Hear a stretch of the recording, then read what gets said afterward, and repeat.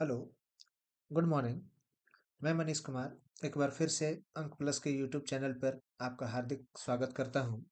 आज हम लोग इंग्लिश के लेक्चर्स के साथ आए हुए हैं और हम स्टार्ट करते हैं आज इंग्लिश के लेक्चर के साथ। यहाँ आपको कुछ एमसीक्यू ऐसे दिखेंगे जो आपके लिए बहुत बहुत बहुत ज़्यादा बेनिफिशियल होंगे। हम लोग बिना टाइम वेस्ट किए आगे बढ़ते हैं। सबसे पहला क्वेश्चन हमारा है सबसे पहला क्वेश्चन हमारा है कि हम लोग बात करते हैं direction select the most appropriate meaning of the given idiom. Brass track. Brass track का क्या मतलब होता है? तो हम लोग ब्रास ट्रैक का मतलब आइडेंटिफाई करते हैं एसेंशियल बिजनेस। ब्रास ट्रैक का क्या मतलब होता है? Essential business. दूसरा हम लोग देखते हैं, यहाँ पे क्वेश्चन दिया गया है सिंपल सेंटेंस में जिसको आपको कॉम्प्लेक्स बनाना है। She studied hard to top the class. She studied hard to top the class. इसको यदि कॉम्प्लेक्स बनाने के लिए हम लोग बात करें तो हम लोग यहाँ पे बात करेंगे she studied so hard that she topped the class. क्योंकि वो सिंपल सेंटेंस में था तो सिंपल सेंटेंस में हम लोग she studied hard to top the class लिखे। लेकिन जब उसे कॉम्प्लेक्स बनाना हो तो कॉम्प्लेक्स बनाने के लिए हम लोग क्या बोलेंगे? She studied so hard so that she topped the class. She studied hard because she topped the class, ये गलत बात है। यहाँ बिकॉज, ये जो बिकॉज लगा हुआ है ये गलत है।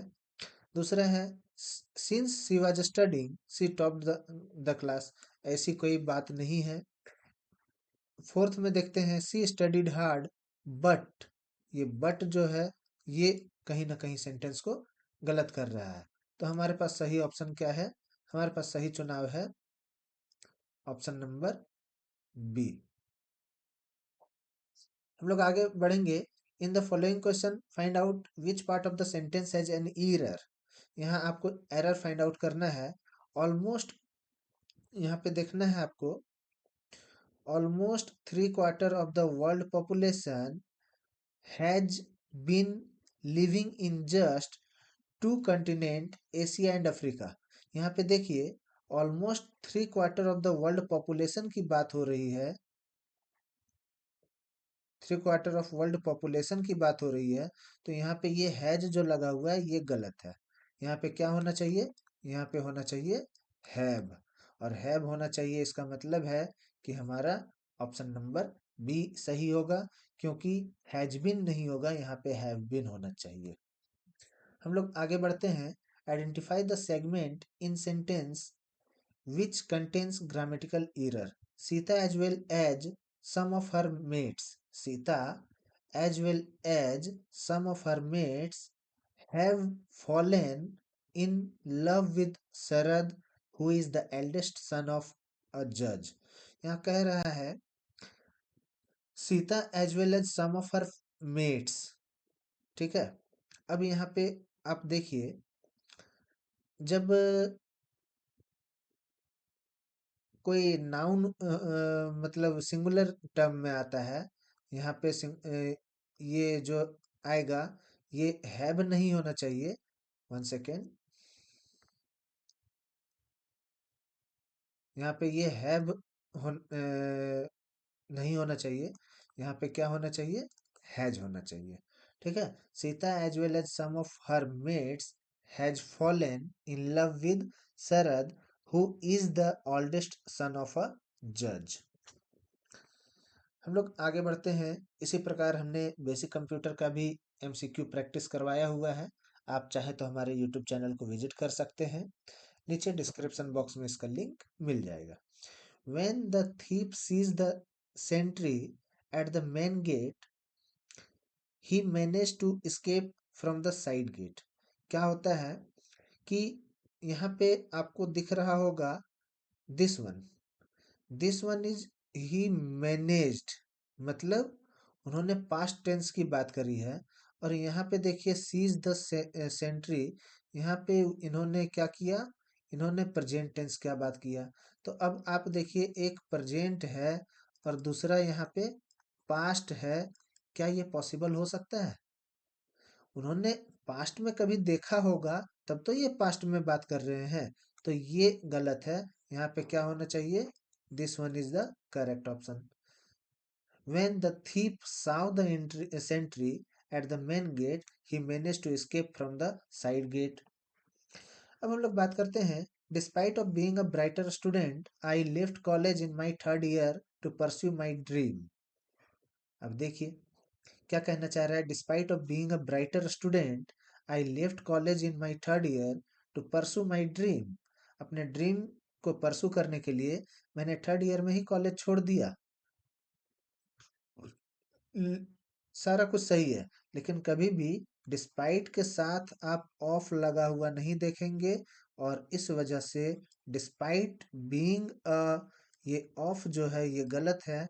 Despite being a bright student I left college in my third year to pursue my dream. ठीक है, ऑप्शन नंबर बी का चुनाव करते हुए हम लोग आगे बढ़ेंगे। आगे क्या है? Select the option that expresses the given sentence in passive voice. The teacher is explaining the lesson. अब बताइए एक्टिव और पैसिव, एक्टिव और पैसिव दोनों में क्या अंतर है?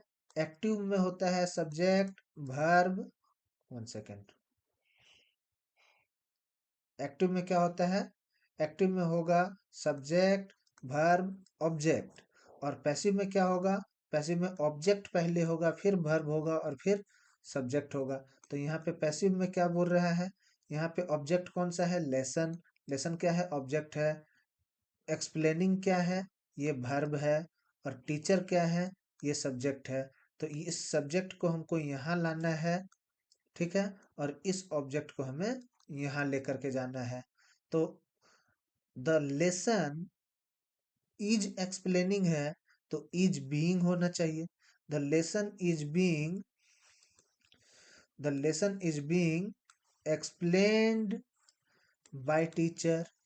ठीक है, ऑप्शन नंबर सी का चुनाव हम लोग करेंगे। आगे बढ़ेंगे। आगे है कि सॉरी, आगे है रेस्पॉन्सिबल का एंटोनिम क्या होना चाहिए? रेस्पॉन्सिबल का एंटोनिम इररेस्पॉन्सिबल। रेस्पॉन्सिबल का एंटोनिम इररेस्पॉन्सिबल। ठीक है, ये बोलचाल की भाषा में हम लोग जनरली यूज करते हैं, इसलिए इसमें कुछ समझाने वाला बात नहीं है। रेस्पॉन्सिबल के जगह हम लोग क्या बोलते हैं? इररेस्पॉन्सिबल। इसी प्रकार हमने हिंदी के भी कुछ क्वेश्चन कराए हुए हैं, आप हमारे हिंदी के क्वेश्चन को भी विजिट कर सकते हैं, और ये हमारे यूट्यूब चैनल पे आपको नीचे डिस्क्रिप्शन बॉक्स में मिल जाएगा। Direction, 4 words are given out of which one word is spelled incorrectly। अब देखिए यहाँ पे इनकरेक्ट आपको फाइंड आउट करना है। इनकरेक्ट क्या है? तो इनकरेक्ट आप ऑप्शन नंबर बी की ओर यदि मूव करते हैं, तो ऑप्शन नंबर बी में आपको दिखेगा ये सही क्या होना चाहिए? VISCI होना चाहिए, लेकिन वहाँ क्या लिखा है? VICIS लिखा है। तो this one is the incorrect word. फिर से इनकरेक्ट वर्ड, इनकरेक्ट वर्ड यहाँ पे देखिए option number D. Option number D में हम लोग क्या देखते हैं? ये LINEAG होना चाहिए, ई लिनिएज।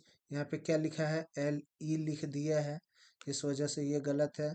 बाकी सोरोरल, मोर्टालिटी, नंदलेस सब सही है। और इसी के साथ आगे हम लोग फिर से एक देखेंगे। फिर से आप देखिए, जनरली हम लोग जो टर्म यूज करते हैं, रेगुलर यूज होने वाला टर्म अपरेटस, APPARATUS, apparatus। यहाँ पे क्या है? APPARU कर दिया है, यू कर दिया है। यहाँ पे देखिए इनकरेक्ट है। ठीक है, तो पहला ही ऑप्शन हमारा हो जाएगा। आगे हम लोग बात करते हैं, सॉरी, ये आज का आखिरी सवाल था, और यहाँ पे हम लोग अपने वीडियो को समाप्त करेंगे, आपके उज्जवल भविष्य की कामना करते हुए। यदि आपको हमारा पढ़ाया हुआ अच्छा लग रहा है, पसंद आ रहा है, तो आप हमारे यूट्यूब चैनल में दिए गए जो QR कोड है, इसके माध्यम से वेबसाइट को विजिट कर सकते हैं, और वेबसाइट में आपको टेलीग्राम, इंस्टाग्राम, फेसबुक, व्हाट्सएप, हर चीज़ का लिंक दिया हुआ है। आप टेलीग्राम से जुड़ सकते हैं, बाकी पेज को भी फॉलो कर सकते हैं। टेलीग्राम में आपको इस वीडियो के पीडीएफ मिल जाएंगे और PDF free of cost available होगा। धन्यवाद।